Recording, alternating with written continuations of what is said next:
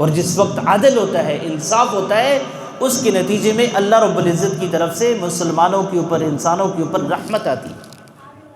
اور اللہ کے نبی صلی اللہ علیہ وسلم نے ایک حدیث میں ارشاد فرمایا، سبعۃ یظلھم اللہ یوم لا ظل الا ظلہ، 7 لوگ ایسے ہیں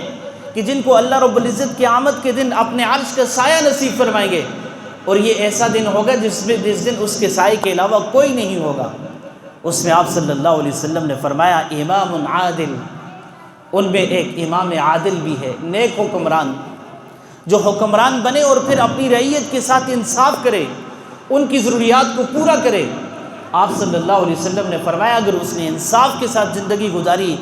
اور اپنا دور حکمرانی گزارا، قیامت کے دن اللہ تعالیٰ اس کو عرش کا سایہ نصیب فرمائے۔ میرے عزیز دوستوں اور ساتھیوں، ہمارے ملک کا انتخاب ہو چکا ہے، اور بہت سارے لوگ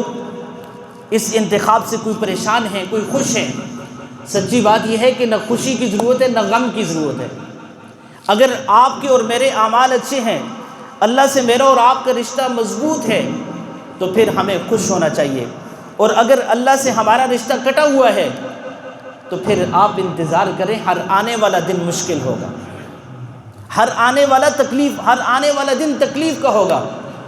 اور جن لوگوں نے آپ کو اور مجھے خواب دکھائے ہیں، اتنی نوکریاں دیں گے، اتنے گلیاں پکے کریں گے، اتنی ضروریات کو پورا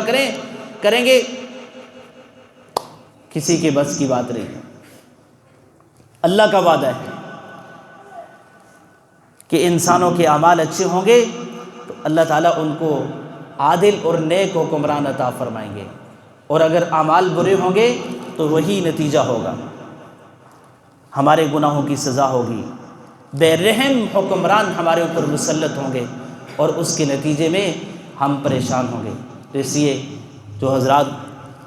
اپنی اپنی وابستیاں رکھتے ہیں پارٹیوں کے ساتھ، کینڈیڈیٹ کے ساتھ،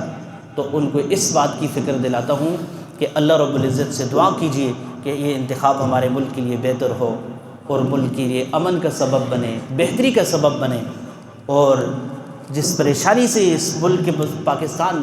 اور مسلمان گزر رہے ہیں، اللہ ان پریشانیوں کا سد جواب فرما دیں۔ وآخر دعوانا ان الحمد للہ رب العالمین۔ سنت ادا فرما لیجیے۔